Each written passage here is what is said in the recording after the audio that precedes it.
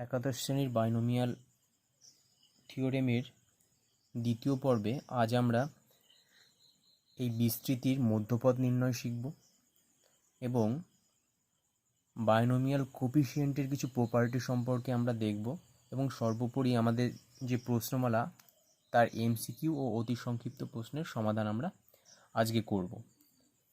তো যাই হোক, আমরা আমাদের পাঠ শুরু করছি।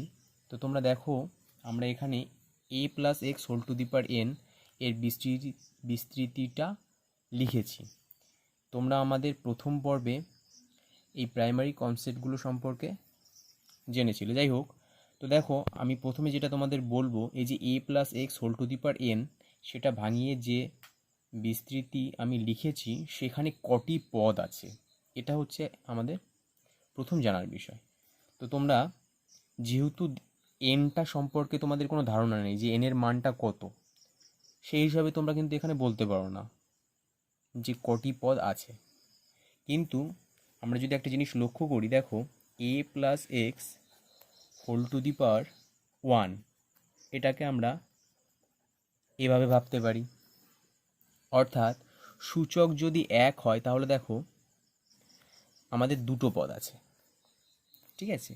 এরপরে a+x তার a² আমরা এই থিওরেমে যদি ভাঙাই এটাকে a² + 2ax + x² হয়, অর্থাৎ সূচক যদি 2 হয় তাহলে দেখো আমাদের পদ সংখ্যা কটি হচ্ছে, 3টি। একইভাবে a+x তার কিউব যদি আমরা করি a³ + 3a² x + 3ax² + b³, অর্থাৎ আমাদের সূচক যদি 3 হয় তাহলে দেখো 1 2 3 4 আমাদের পদ সংখ্যা কটি হচ্ছে, 4টি। তাহলে এইভাবে কিন্তু আমাদের ক্রমান্বয়ে চলতে থাকবে, অর্থাৎ সূচক যে সংখ্যাটি হবে পদ সংখ্যা কিন্তু তার থেকে 1 বেশি হবে। তাহলে আমরা আমাদের প্রথম যে বাইনোমিয়াল থিওরেমের সূত্রটা লিখেছিলাম সেখানে a+x⁴n আছে, অর্থাৎ সেক্ষেত্রে কিন্তু আমাদের পদ সংখ্যা হবে n+1। এবার n এর মান তুমি যেভাবে ধরবে আমাদের পদ সংখ্যা সেইভাবেই তৈরি হবে। n এর মান যদি তুমি 2 ধরো তাহলে পদ সংখ্যা হবে 3, n এর মান 3 ধরলে 4, এইভাবে কিন্তু আমাদের চলতে থাকবে, ঠিক আছে। এবার আমরা যে বিষয়টি দেখব সেটি হচ্ছে মধ্যপদ নির্ণয়। এই যে বিস্তৃতি আমরা ভাঙিয়েছি সেই বিস্তৃতির মধ্যপদ আমরা কিভাবে নির্ণয় করব, এটা খুব কিন্তু গুরুত্বপূর্ণ একটা বিষয়। তোমাদের পরীক্ষায় কিন্তু এই মধ্যপদ নির্ণয় থেকে অনেক সময় অঙ্ক আসে। তো যাই হোক, সেই বিষয়টা তোমরা একটু লক্ষ্য করো।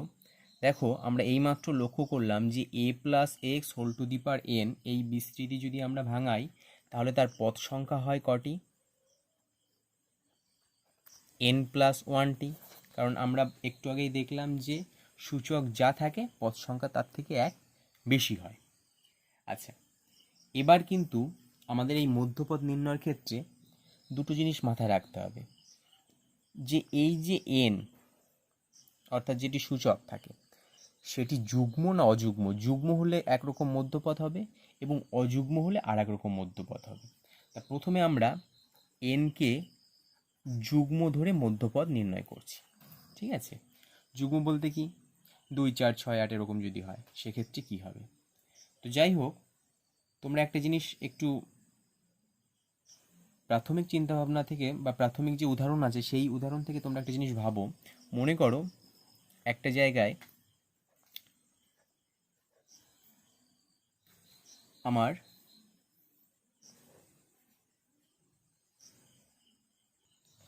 মনে করো আমার 5টি চেয়ার আছে। এটি হচ্ছে ফার্স্ট, এটি সেকেন্ড, এটি থার্ড, এটি ফোর্থ, এটি ফিফথ। তা এই 5টা চেয়ারের যদি মিডিল চেয়ারটি বের করতে বলে তুমি কিন্তু সহজেই বলে দিতে পারবে 3। বিষয়টা খানিকটা এরকমই। একটু আগে আমরা দেখলাম যে আমার সূচক যা থাকে পদ সংখ্যা তার থেকে 1 বেশি হয়। এবার মনে করো n যুগ্ম, একে আমরা মনে করছি যে n এর মানটা হচ্ছে 2m। এবার m1 ধরলে 2, m2 ধরলে 4, যুগ্মই হচ্ছে। তোমরা বিষয়গুলো বুঝতে পারছো। তাহলে এর পদ সংখ্যা কত হবে, নিশ্চয়ই 2m+1, ঠিক আছে। আচ্ছা, এবার কি বলছে দেখো, এই বিস্তৃতিতে অর্থাৎ এন যদি যুগ্ম হয় সেক্ষেত্রে মধ্যপদ হবে m+1তম পদ। অর্থাৎ আমরা যে উদাহরণটা দেখলাম ওরা বলছে যে মধ্যপদ হবে এটি। কেন বলছে এটি? দেখা যাচ্ছে যে এর বাঁদিকেও যে কটি পদ থাকে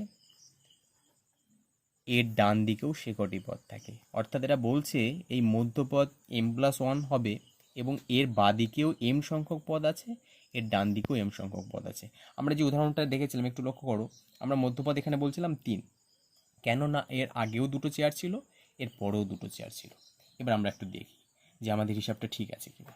দেখো আমাদের উদাহরণ অনুযায়ী m+1 এর মান কত? 3।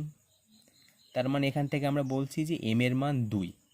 তাহলে এখানে ওরা যেটা বলছিল মধ্যপদ যদি m+1 হয় তাহলে তার বাঁদিকেও m সংখ্যক পদ আছে। আমাদের উদাহরণ অনুযায়ী কটি পদ আছে বা কটি চেয়ার আছে? দুটো। তোমরা দেখতে পাচ্ছ যে হ্যাঁ দুটো চেয়ারই আছে। আবার ডান দিকেও কটি চেয়ার আছে? দুটো। এখানে দেখো বলেছিলাম m সংখ্যক, হ্যাঁ আমরা দেখতে পাচ্ছি দুটি চেয়ার আছে। ঠিক আছে, আচ্ছা তাহলে সেক্ষেত্রে মধ্যপদ কত হবে? 3 আমি এই উদাহরণের সাপেক্ষে বলেছিলাম। এবার ওরা যেটা বললো যে m+1, তাহলে দেখো m এর মান যেহেতু 2, তাহলে থার্ড যে চেয়ার অর্থাৎ তৃতীয় চেয়ারটি কিন্তু আমাদের মধ্য চেয়ার হচ্ছে। ঠিক আছে, আচ্ছা তাহলে আমরা কি বললাম যে n যদি যুগ্ম হয় তাহলে তার মধ্যপদ হচ্ছে কত? m+1। কিন্তু আমাদের অঙ্কে আছে n দিয়ে, আমরা তো m দিয়ে প্রমাণ করেছি, কিন্তু আমাদের অঙ্কে তো n আছে, তাহলে আমাদের সেটা n এ কনভার্ট করতে হবে, মানে m এর মানটা n এ কনভার্ট করতে হবে। তাহলে আমরা কি ধরেছিলাম? n সমান সমান ধরেছিলাম 2m। সেখান থেকে দেখো m এর মান কত পাচ্ছি? n/2। ঠিক আছে, একটু আগে আমরা মধ্যপদ কি বললাম? মধ্যপদ বললাম m+1। m এর মানটা আমরা কত পেলাম? n/2। তাহলে বলতে পারছি n/2 + 1। কখন? না n যখন যুগ্ম হবে। আবার আমি রিপিট করছি, আমাদের a+x⁴n এই n এর মানটা যখন যুগ্ম হবে সেক্ষেত্রে মধ্যপদ কত হবে? n/2 + 1। মানে n এর মানটা যদি 2 বা 4 বা 6 এই জাতীয় কিছু যদি হয় তাহলে সেক্ষেত্রে মধ্যপদ হবে n/2 + 1। এই সূত্রটি কিন্তু তোমরা মনে রাখবে। অর্থাৎ মধ্যপদটি হবে n/2 + 1 তম। ঠিক আছে, সেটাকে আমরা নির্ণয় করার সূত্র জানি, Tn/2 + 1 দিস ইকুয়াল টু আমাদের ছিল কি a+x⁴n। সেই অনুযায়ী কিন্তু আমাদের মানগুলো বসাতে হবে। তাহলে দেখো এটা হবে NCR ছিল, তাহলে এখানে হবে n/2।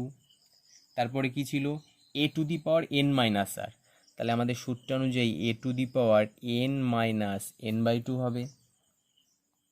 আর কি ছিল? x⁴r, অর্থাৎ নিচে যেটা থাকে সেটা, ইন্টু x⁴n/2। এটা কিন্তু আমাদের ওই a+x⁴n এর মধ্যপদ হবে যখন n এর মানটা যুগ্ম। এবার আমার n যদি অযুগ্ম হয় সেক্ষেত্রে কি হবে? সেই একই বিস্তৃতি a+x⁴n, এই বিস্তৃতির n এর মানটা যদি অযুগ্ম হয়, তা মনে করো অযুগ্ম হলে আমরা nটাকে এভাবে লিখছি 2m + 1। এবার m এর মান তুমি যা বসাও দেখো n এর মানটা অযুগ্মই আসবে। ঠিক আছে, তাহলে তুমি কি পরিষ্কার কিন্তু বুঝতে পারছো যে সেক্ষেত্রে পদ সংখ্যা হবে কি না 2m + 1 + 1, কারণ 1 বেড়ে যায়, আমরা একটু আগেই বলেছি। তাহলে 2m + 2t। ঠিক আছে, আচ্ছা এবার তুমি আবার সে একটা বাস্তব উদাহরণ ভাবো। এবার তুমি মনে করো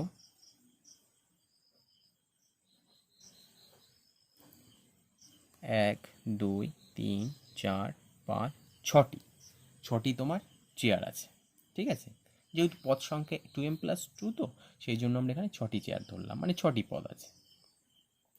কারণ n অযুগ্ম হলে কিন্তু পদ সংখ্যা তোমার যুগ্ম হয়ে যাবে।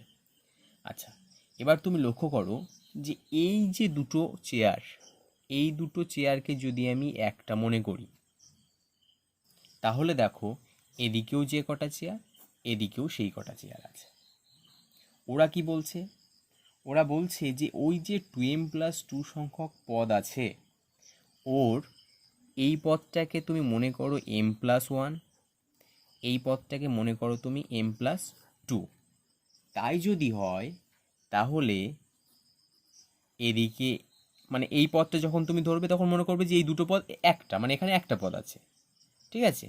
সেক্ষেত্রে সেই মধ্যপদের বাদিকে m সংখ্যক এবং ডান দিকেও m সংখ্যক আছে।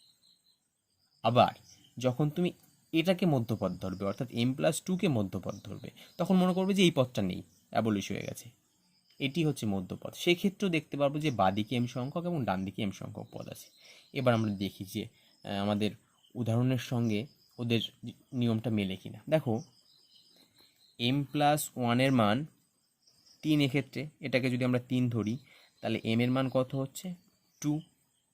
এবার তোমরা লক্ষ্য করো যে হ্যাঁ, এই চেয়ারের আগেও দুটো চেয়ার, পরেও দুটো চেয়ার আছে, ঠিক আছে? এবং m এর মান যেহেতু 2, দেখো 2 + 1 3, এটা 3 নম্বর চেয়ার। আবার যদি m+2কে তুমি মধ্যপদ ধরো, দেখো সেক্ষেত্রে m এর মান 2, অর্থাৎ এর আগেও দুটো চেয়ার, পরেও দুটো চেয়ার। এটাকে কিন্তু ধরবে না, কারণ আমি বলেছি যে যখন এটা মধ্যপদ নেব মনে করবো এটা নেই, আবার এটা মধ্যপদ নেব মনে করবো এটা নেই।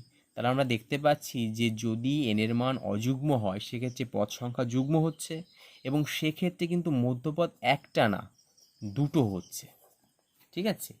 একটাকে বলছি আমরা m+1 তম পদ, একটাকে বলছি আমরা m+2 তম পদ। এবার সে একই কথা, যেহেতু আমাদের অঙ্কে সূচক n ছিল, আমরা প্রমাণ করেছি m দিয়ে, এবার সেটাকে তো আমাদের n এ কনভার্ট করতে হবে। আচ্ছা, তাহলে আমরা দেখো কি ধরেছিলাম, 2m+1 সমান n ধরেছিলাম। তাহলে এখান থেকে আমরা বলতে পারি m সমান n-1/2। তাহলে প্রথম মধ্যপদ m+1 বলেছি, তাহলে সেটা কি হবে n-1/2 + 1 তম, আর দ্বিতীয় মধ্যপদ সেটা কি বলেছি m+2, সে একইভাবে m এর মানটা এখানে পুট করো, তাহলে n-1/2 + 2 তম। তাহলে একইভাবে আমরা সেই মধ্যপদ নির্ণয়ের যে মানে সাধারণ পদ নির্ণয়ের যে সূত্র, সেখান থেকে আমরা প্রথম মধ্যপদ অর্থাৎ n-1/2 + 1 তম পদ এবং n-1/2 + 2 তম পদ কিন্তু আমরা বের করতে পারবো। অর্থাৎ একটি হবে n-1/2 + 1, আর একটা হবে t n-1/2 + 2, এটাকে আমরা n-1/2 + 1 + 1 এইভাবে কিন্তু আমরা লিখে সূত্রটা পুট করতে পারি, ঠিক আছে? তাহলে আশা করি তোমরা জিনিসটা বুঝতে পারলে যে n যুগ্ম হলে কি হয়, অযুগ্ম হলে কি হয়। যুগ্ম হলে পদ সংখ্যা হয়ে যাচ্ছে কিন্তু অযুগ্ম, যেটা আমরা আগের উদাহরণে দেখলাম। এই যে দেখো, n যদি যুগ্ম হয় তাহলে পদ সংখ্যা হয়ে যাচ্ছে অযুগ্ম, মানে n+1 সংখ্যক পদ হচ্ছে, দেখো মনে করো n এর মান 4, তাহলে পদ সংখ্যা কত হবে 5, 1 2 3 4 5, এই যে এটা হচ্ছে মিডিল পয়েন্ট, সেটাকে আমরা কি বলছিলাম m+1। তাহলে m কে যদি n এ কনভার্ট করি কি হচ্ছিল n/2 + 1, ঠিক আছে? মানে 5 হলে তার মধ্যপদ কিন্তু থার্ড হবে, তৃতীয় হবে। n এর মান বসাও তুমি এখানে, n এর মান 4 ধরলে কিন্তু পদ সংখ্যা 5 হয়, তাহলে 4/2 + 1 অর্থাৎ 3 হচ্ছে।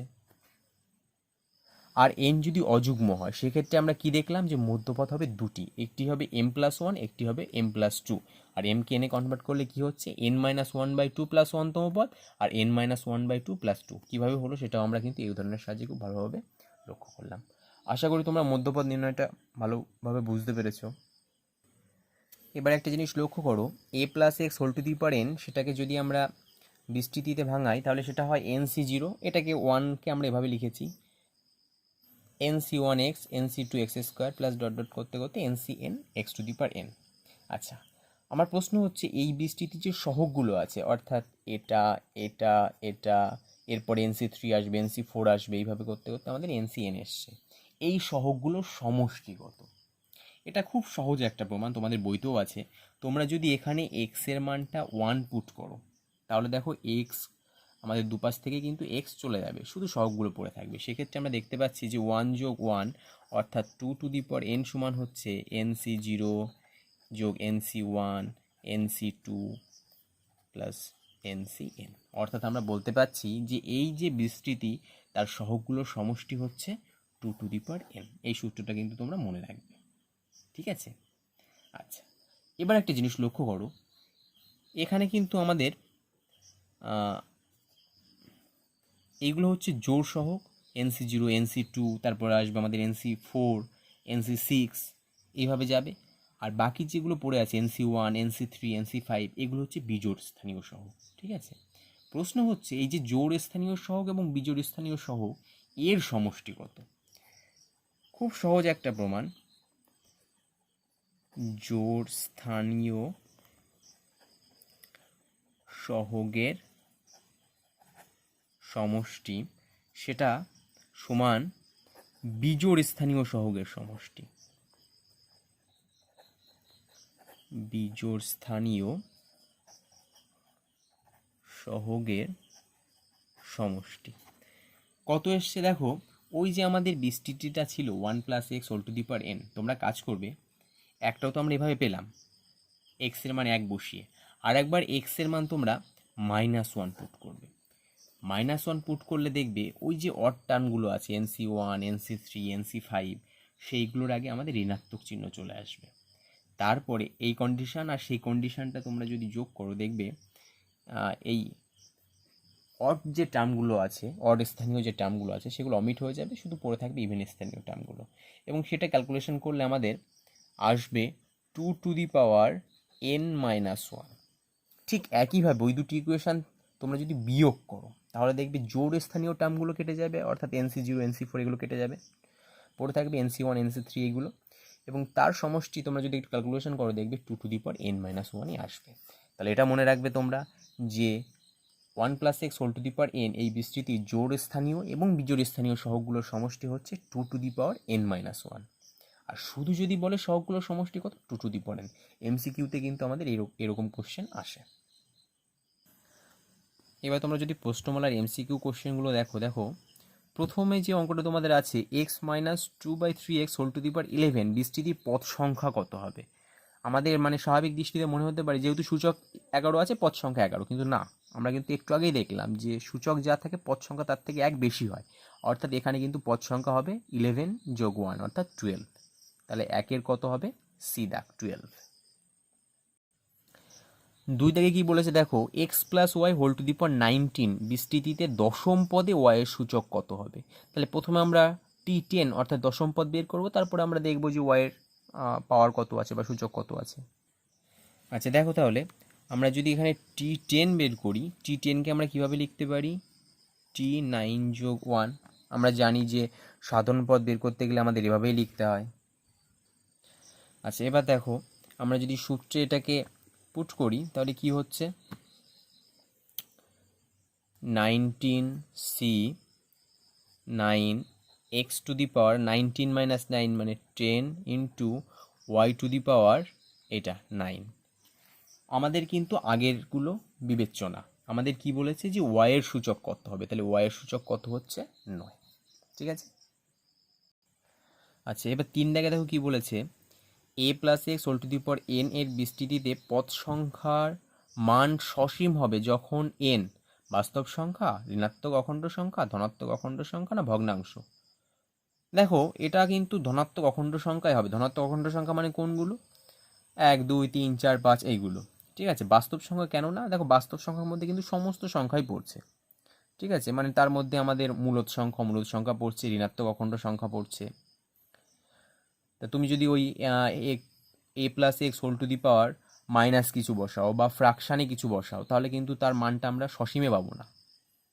কিন্তু যদি a + x এর মান স্কোয়ার বসাও, দেখো সেখানে আমরা 3টে পদ পাচ্ছি, কিউব বসাও 4টে পদ পাচ্ছি, একটা পূর্ণ সংখ্যা পাচ্ছি, ঠিক আছে? তাহলে বাকিগুলো কেন হচ্ছে না সেটা তোমরা বুঝতেই পারছো, ঋণাত্মক হলেও কেন হচ্ছে না, মানে এর মান যদি ঋণাত্মক বসাও 1/a + x তার স্কোয়ার যদি হয় তাহলে সেই জিনিসটা তো সসীম আসার কথা না। দেখো 4 দাগটা আমাদের মুখে মুখে হয়ে যাবে, কারণ এগুলো আমাদের একটু এখন মুখে মুখে রপ্তও করতে হবে। এটা আছে a + 2b⁻20 বিস্তৃতিতে দ্বাদশ পদে 11 এর সূচক কত? তাহলে দ্বাদশ পদ মানে কি? T12। সেটাকে আমরা কিভাবে লিখব? T11 + 1 কি হবে? 20c 11 A to the power N minus আর, অর্থাৎ এ টু দি পাওয়ার হবে কিন্তু 20 মাইনাস 11, অর্থাৎ এ টু দি পাওয়ার 9। আশা করি বুঝতে পেরেছো, না বুঝতে পারলে খাতায় করে দেখবে। এরপরে 5 দাগ, দেখো 5 দাগে কি বলেছে, A plus x whole to the power 32 এর বিস্তৃতির সাধারণ পদ কত। আমরা জানি যে কোনো বিস্তৃতির সাধারণ পদ হচ্ছে আর প্লাস 1 তম পদ। তাহলে এখানে টি আর প্লাস 1 কত হবে, 32c, এটা কিন্তু টি না, এটা আর, ঠিক আছে, এখানে প্রিন্টিং একটু মিস্টেক আছে। 32c R A to the power N minus R, মানে 32 minus R X to the power R. দেখো এই ডি দাগটি হবে, আর বাকি এন মাইনাস আর তো কোনোটাই নেই, তাহলে বাকিগুলো তো আসছেই না আমাদের অপশানে। 6 দাগ কি বলেছে, 1 plus x whole to the power M plus N বিস্তৃতির X to the power M এর সহগ কত। আমরা একটু এটা করে দেখি। আচ্ছা লক্ষ্য করো, আমরা যদি এটাকে বিস্তৃতিতে ভাঙাই তাহলে প্রথমটা হচ্ছে 1, তারপরে n c 1 x to the power 1 plus N c 2 x square, এইভাবে চলতে থাকবে, এবং মাঝে একটি পদ আসবে n C M x to the power, sorry এখানে এন হবে না, কারণ এনের জায়গায় আমাদের আছে এম প্লাস এন, ঠিক আছে, এম প্লাস এন। তাহলে মাঝে একটি পদ আসবে M plus N C M x to the power M, এভাবে চলতে থাকবে, এবং লাস্টের পদটি হবে X to the power M plus N, ঠিক আছে। আচ্ছা, আমাদের বলেছে যে X to the power M এর সহগ কত, তার মানে এটি, অর্থাৎ কত আসছে M plus N C M. সেটাকে যদি আমরা একটু ভাঙাই তাহলে M plus N factorial by M factorial, আর এই দুটো ডিফারেন্স হয়, মানে এন মাইনাস আর হয়। তাহলে এম প্লাস এন থেকে যদি এম আমরা বাদ দিই, দেখো এন ফ্যাক্টরিয়াল, তোমরা দেখবে অপশানে যেটি এটা সেটি আমাদের হবে এখানে। এরপরে 7 দাগটি দেখো, বলেছে নিচের বিবৃতিগুলো কোনটি সত্য। প্রথমে তোমরা 4টি বিবৃতি একটু পড়ে নেবে। এবার দেখো ডি দাগে যে বিবৃতিটি আছে, A plus x whole to the power N বিস্তৃতি জোড় স্থানীয় সহগগুলির সমষ্টি 2 to the power N minus 1। আমরা কিন্তু একটু আগে প্রমাণটা দেখলাম, শুধু নয় জোড় স্থানীয় বিজোড় স্থানীয়গুলোর সমষ্টিও কিন্তু এক। তাহলে 7 দাগের ডি হচ্ছে আমাদের সঠিক, বাকিগুলো ফলস হবেই, কারণ সব কটা তো সঠিক হতে পারে না। 8 দাগের ক্ষেত্রে একই কথা, দেখো কোনটি সত্য, তোমরা 4টে অপশনই পড়ে নেবে। তার মধ্যে সি দাগে দেখো বলেছে a 1 plus x whole to the power N বিস্তৃতি জোড় স্থানীয় আর বিজোড় স্থানীয় সহগগুলোর সমষ্টি পরস্পর সমান। আমরা তো সেটাই দেখলাম, 2 to the power N minus 1 সেটি, তাহলে এই অপশানটি সঠিক হবে। 9 দাগে কি বলেছে দেখো, 2x minus 3y whole to the power 12 বিস্তৃতির মধ্যপদটি হবে। আমরা মুখোমুখি হিসাব করবো, কারণ একটু আগে আমরা শিখেছি। দেখো মধ্যপদ আছে 12, 12 কি যুগ্ম, তাহলে পদ সংখ্যা কত হবে 12 প্লাস 1 অর্থাৎ 13, তাই তো। তাহলে পদ সংখ্যা যদি 13 হয় তাহলে কিন্তু তার মধ্যপদ একটিই থাকবে, বা এন যদি যুগ্ম হয় তার মধ্যপদ কিন্তু একটিই থাকবে, সেটা কি n/2 প্লাস 1। আমরা কিন্তু সূত্র শিখেছি। তাহলে এখানে কি হবে n/2 মানে 12/2 অর্থাৎ 6 প্লাস 1 অর্থাৎ 7, অর্থাৎ সপ্তম পদটি কিন্তু আমার মধ্যপদ। যদি বিষয়টি মনে না থাকে তোমরা ভিডিওর পূর্বে গিয়ে ওই বিষয়টি একটু দেখে নিতে পারো, মধ্যপদ নির্ণয় সূত্রটি। আচ্ছা এরপরে 10, এটা কি বলেছে, এটা দেখো 15 আছে, একই বিষয় 15 আছে, মধ্যপদ নির্ণয় করো। তাহলে অযুগ্ম আছে এন, তার মানে মধ্যপদ আমার দুটো হবে, কারণ এন অযুগ্ম মানে পদ সংখ্যা হবে যুগ্ম, মানে 16টি থাকলে তার মধ্যপদ অবশ্যই দুটি হবে। কি ছিল সূত্রটা, দেখো 3a minus 4b whole to the power 15 আছে, সূত্র ছিল n মাইনাস 1/2 প্লাস 1 হবে একটি, আরেকটি হবে n প্লাস 1/2 প্লাস 1 এটি। তাহলে এটি হবে 15 মাইনাস 1/2 প্লাস 1, তার মানে 14, 2 7 আর 1 8, অষ্টম। আর এটি হবে 15 প্লাস 1/2 প্লাস 1 মানে 16, 8, 9, নবম, অর্থাৎ 8তম ও 9তম পদ হবে মধ্যপদ। আচ্ছা 11 থেকে যে অঙ্কটি আছে এটি হচ্ছে আমাদের এমসিকিউ সব থেকে ভালো এবং কঠিন অঙ্ক। এই বিস্তৃতি দেওয়া আছে, বলেছে এর পদ সংখ্যা কত।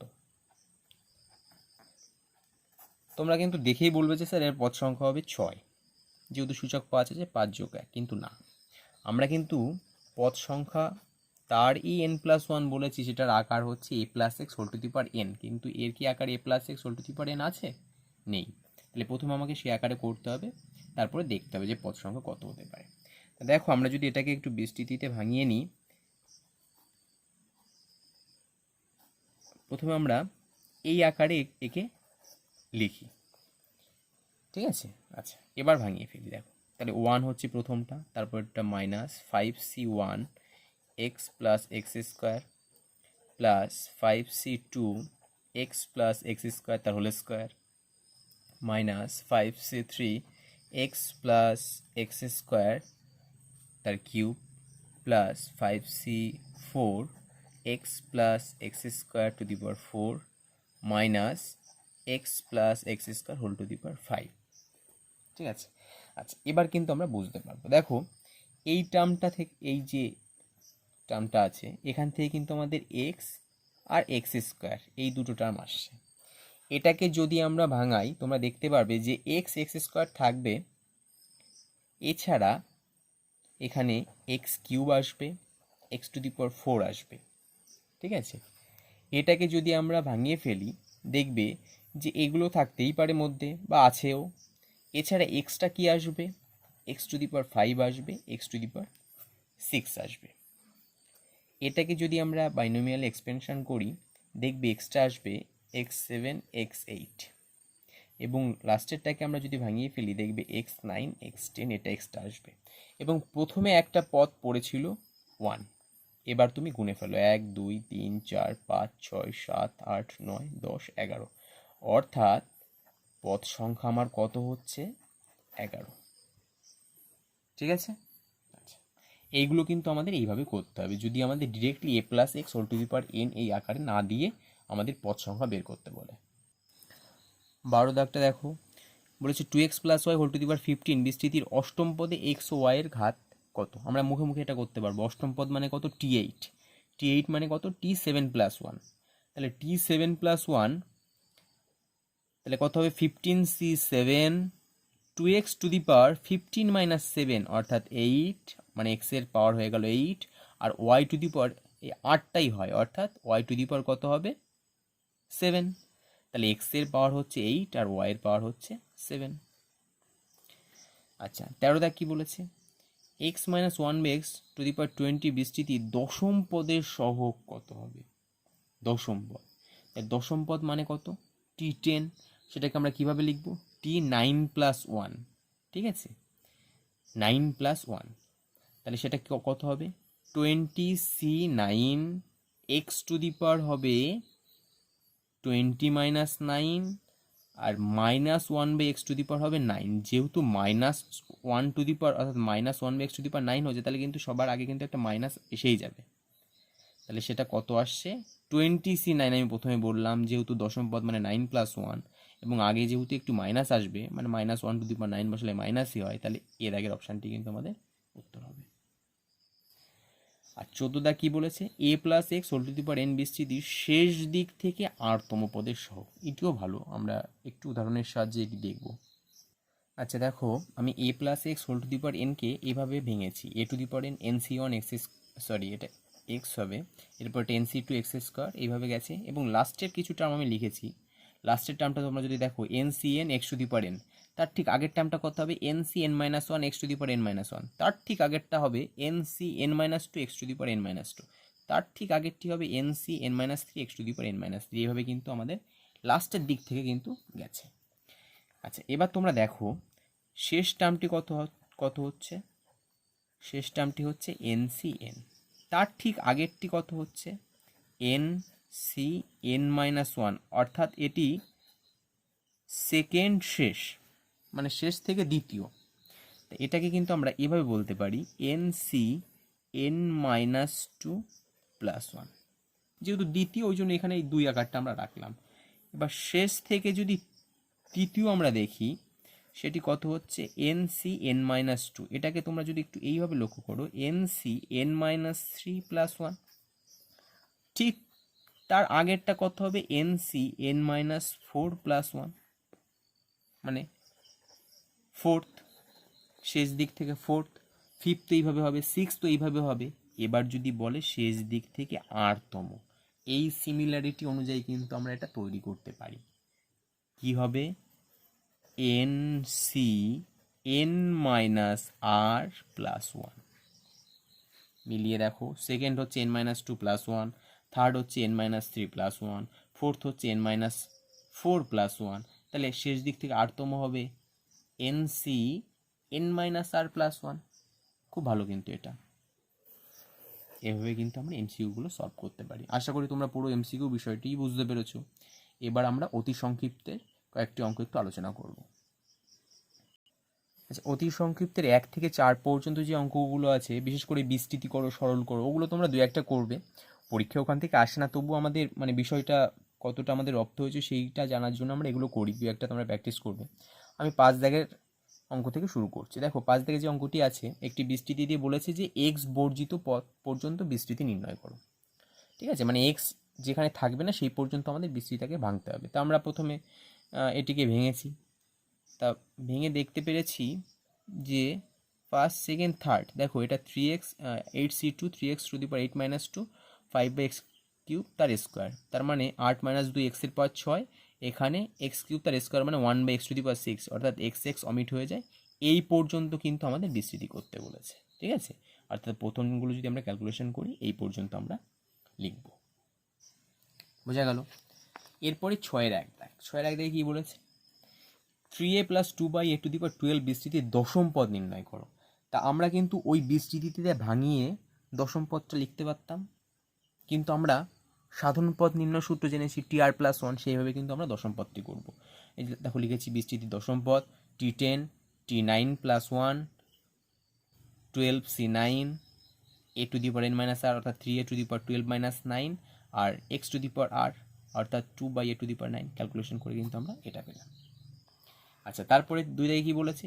এই বিস্তৃতিতে চতুর্থ পদ নির্ণয় করো।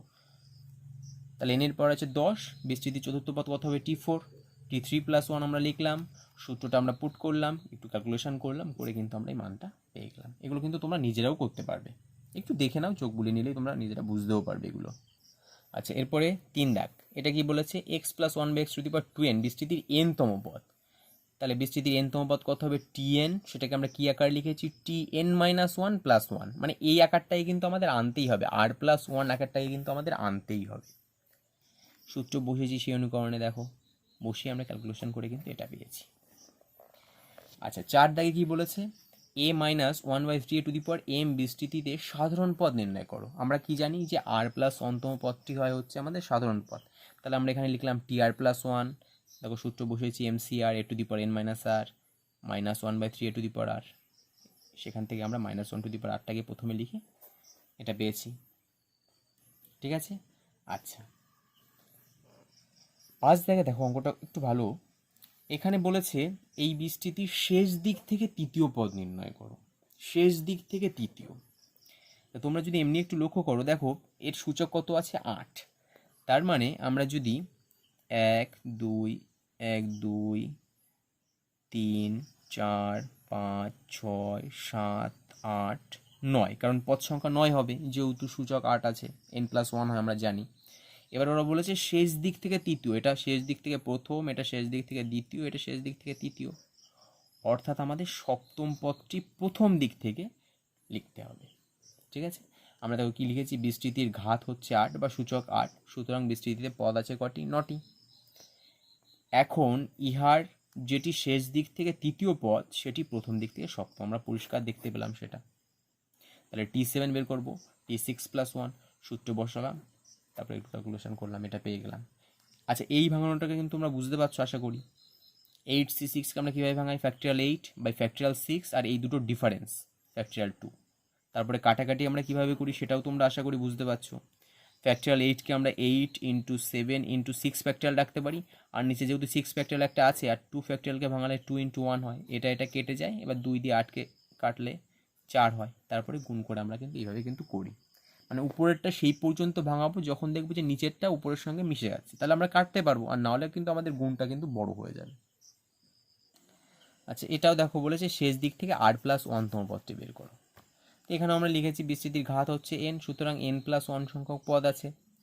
এখন শেষ দিক থেকে r+1-তম পদটি হচ্ছে প্রথম দিক থেকে n-r+1-তম পদ। তারপরে দেখো Tn-r+1 করেছি, সূত্র বসিয়েছি, এটা পেয়ে গেছি। আচ্ছা, 7-এর এক দাগ। দেখো এটা কি বলেছে? বলেছে এই বিস্তৃতির X to the power M আর X to the power N পদের যে সহগ সেটা সমান দেখো। আমরা 1 + x whole to the power m + n বিস্তৃতিতে ভেঙেছি, মাঝের দুটো পদ লিখেছি m + n cm x to the power m, এবং তারপরে একটা পদ লিখেছি m + n cn x to the power n। আমরা ধরে নিয়েছি যে m তম পদটা আগে এসছে, n তম পদটা পরে এসছে, তুমি আগে পরে লিখলেও কোনো বিষয় না, ঠিক আছে, অঙ্কের ক্ষেত্রে সেটি ভুল হবে না। এবার আমরা কি লিখেছি, বিস্তৃতির X to the power m এর সহগ কত, এই যে সহগ হচ্ছে এই টার্মটা, সেটা আমরা এখানে বসিয়েছি, একটু ক্যালকুলেশন করেছি, ভাঙিয়েছি, এটা পেয়েছি। একইভাবে x to the power n এর সহগ কত, এই যে এই টার্মটা, সেটাকেও আমরা দেখো এখানে বসিয়েছি, ভাঙিয়েছি, এই মানটা পেয়েছি। দেখতে পেলাম যে দুটো মানই সমান। তাহলে আমরা কি বললাম এখান থেকে, যে X to the power m এরও যেটা সহগ সেটি হচ্ছে x to the power n এর সহগ, প্রমাণিত। আচ্ছা, এবার কি বলেছে দেখো, প্রমাণ করো 1 + x to the power 2n বিস্তৃতির x to the power n এর সহগ এই বিস্তৃতির x to the power n এর সহগের দ্বিগুণ। মানে এটার এর দ্বিগুণ, তার মানে এটা এর অর্ধেক, এটা আমরা বলতে পারি। আচ্ছা, 1 + x to the power 2n সেটাকে আমরা ভাঙিয়েছি, মাঝখানে একটা টার্ম কিন্তু আমরা x to the power n দিয়ে লিখেছি, তার সহগ কত এটা, সেটাকে আমরা ভাঙিয়ে কত পেয়েছি, এই জিনিসটা। এবার দেখো 1 + x whole to the power 2n - 1 সেটাকে আমরা ভাঙিয়েছি, একটা টার্ম কিন্তু আমরা x to the power n দিয়ে রেখেছি, তার সহগ কত এটা, সেটাকে আমরা ভাঙিয়েছি। দেখো এখানে দেখো উপরে আমরা 2n দিয়ে গুণ করেছি, নিচেও কিন্তু 2 × n দিয়ে গুণ করেছি, আমাদের একটু ওইটার সঙ্গে আমরা ইকুয়াল করতে গেছি, সেই জন্য আমাদের প্রমাণের সুবিধার্থে সেটা করার ফলে দেখো 2n × 2n - 1 ফ্যাক্টরিয়াল মানে কিন্তু 2n ফ্যাক্টরিয়াল হয়, কারণ আমরা জানি মনে করো কোথাও 6 ফ্যাক্টরিয়াল আছে, সরি 7 × 6 ফ্যাক্টরিয়াল আছে, সেটাকে কিন্তু আমরা 7 ফ্যাক্টরিয়াল লিখতে পারি, ঠিক আছে। আচ্ছা, তাহলে দেখো এখানে কিন্তু হাফ, এই যে এই বিষয়টি কিন্তু আমাদের এক্সট্রা আসছে, আর এই 2n cn এটাকে আমরা অ্যাড করলে যে আগেরটা থেকে যেহেতু এইটা পেয়েছি আর এটা এটা একই, তাহলে এটা কিন্তু 2n cnই হচ্ছে, অর্থাৎ এটা ওর অর্ধেক, তার মানে অবশ্যই ওটা এর দ্বিগুণ হবে। আচ্ছা, 3টায় কি বলেছে দেখো, 1 + x টু দি পাওয়ার 57 বিস্তৃতির x টু দি পাওয়ার 14 এর সহগ আর 43 সহগ সমান, সেই বিস্তৃতি আমরা ভাঙিয়েছি, একটা 14তম একটা 43তম, 14 এর সহগ এই যে 57c4 সেটাকে ভাঙিয়ে এটা পেয়েছি, আর 43 57c43 সেটাকে ভাঙিয়ে এটা পেয়েছি, দেখলাম দুটোই সমান, প্রমাণ হয়ে গেল। আচ্ছা, এরপরে দেখো মধ্যপদ নির্ণয়। এই মধ্যপদ নির্ণয় কিন্তু আমাদের এখানে ইম্পর্টেন্ট খুব। তো প্রথম যে অঙ্কটা আছে x²/3 + 3x² টু দি পাওয়ার 8, আমাদের বিষয় হচ্ছে এই মাথার সূচকটা দেখা। তা সূচক আমরা এখানে কি দেখতে পাচ্ছি, যুগ্ম সংখ্যা। যুগ্ম সংখ্যা হলে আমরা জানি যে পদ সংখ্যা হয় n+1, অযুগ্ম, এই যে দেখো সেটাও লিখেছি 8 + 1 9, অযুগ্ম, তাহলে মধ্যপদ কিন্তু একটিই থাকবে, সেটা কত, n/2 + 1, সূত্রটা কিন্তু একদম মুখস্থ রেখে ফেলবে। তাহলে বিস্তৃতিতে মধ্যপদ থাকবে একটি, এবং সেটি কত, n/2 + 1, অর্থাৎ 8/2 + 1। পঞ্চম t5 বের করেছি, 4 + 1 করে সূত্র বসিয়ে বের করে ফেলেছি। আচ্ছা, ঠিক একই অনুকরণে কিন্তু এটা অযুগ্ম দেয়া, তার মানে দুটো মধ্যপদ এখানে থাকবে। দেখো লিখেছি রাশিটি সূচক 9, অযুগ্ম সংখ্যা, পদ সংখ্যা হবে 9 + 1 10, অর্থাৎ যুগ্ম সংখ্যা। সেক্ষেত্রে বিস্তৃতির দুটি মধ্যপদ থাকবে, একটি কত, n-1/2 + 1, অর্থাৎ 9 - 1/2 + 1 তম, আরেকটি হচ্ছে 9 + 1/2 + 1 তম, অর্থাৎ পঞ্চমতম বা পঞ্চম এবং ষষ্ঠ মধ্যপদ থাকবে। অর্থাৎ প্রথম মধ্যপদ হচ্ছে t5, 4 + 1 করে আমরা সূত্র বসিয়ে বের করলাম, আর দ্বিতীয় মধ্যপদ হচ্ছে t6, 5 + 1 করে সূত্র বসিয়ে কিন্তু আমরা বের করে ফেললাম। আচ্ছা, পরেরটিও একই, তোমরা একটু দেখে নেবে। এটা আছে 8, যুগ্ম সংখ্যা, তাহলে বিস্তৃতির পদ সংখ্যা হচ্ছে অযুগ্ম, তাহলে মধ্যপদ থাকবে একটি, n/2 + 1 করে আমরা পেলাম পঞ্চম, t5 বের করলাম 4 + 1 করে আমরা কত পেলাম, 70। আচ্ছা, পরেরটি কত আছে, 2n। আচ্ছা বলো তো 2n কি, 2n কিন্তু যুগ্ম সংখ্যা, কারণ n এর মান যদি 1 বসে, দেখো 2 হচ্ছে 2n এর মান, 2 বসালে 4 হচ্ছে, 3 বসালে 6 হচ্ছে, তাহলে যুগ্ম হচ্ছে। সেক্ষেত্রে পদ সংখ্যা কত হবে, 2n + 1, সেটি আবার অযুগ্ম হবে, কারণ যদি 4 হয় 2n এর মান, তাহলে 4 + 1 5 কিন্তু অযুগ্ম সংখ্যা। যদি 6 হয় 2n এর মান, তাহলে 6 + 1 7, সেটি কিন্তু অযুগ্ম সংখ্যা।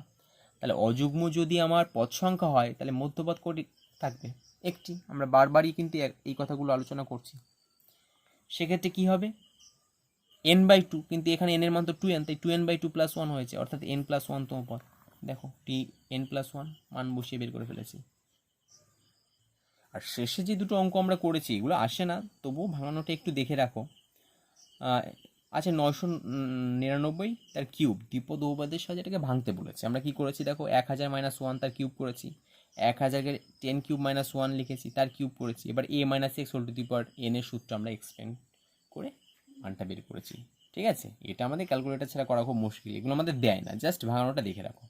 দ্বিতীয়টাও আমরা সেভাবে কিন্তু করেছি। তাহলে এই মোটামুটি আমাদের এমসিকিউ এবং অতি সংক্ষিপ্ত আলোচনা এবং মধ্যপদ নির্ণয়টাও আমরা আজকে দেখলাম, কিছু প্রপার্টিও আমরা শিখলাম। আশা করি দ্বিপদ উপপাদ্যের তোমাদের কনফিউশন যা ছিল অনেকটাই ক্লিয়ার হয়ে গেছে। তোমরা নিজেরাও সংক্ষিপ্ত প্রশ্নের সমাধানের চেষ্টা করবে। কোনোটা সমস্যা হলে আমাকে কমেন্ট করে জানাবে, আমি তোমাদের নেক্সট ভিডিও সংক্ষিপ্ত প্রতিটা অঙ্কই সমাধান করে দেব। ভিডিওটি যদি তোমাদের ভালো লাগে অবশ্যই একটি লাইক করবে এবং চ্যানেলটিকে সাবস্ক্রাইব করে রাখবে এবং তোমাদের বন্ধুদের মধ্যে ভিডিওটি শেয়ার করবে। এবং আমি আবারও বলছি যে দ্বিপদ উপপাদ্যের তোমরা প্রথম ভিডিওটি না দেখে থাকো তাহলে কিন্তু এই ভিডিও ডেসক্রিপশানে গিয়ে ওই ভিডিওর লিঙ্কটি পেয়ে যাবে, সেখান থেকে তোমরা প্রথম ভিডিওটি দেখে নিতে পারো।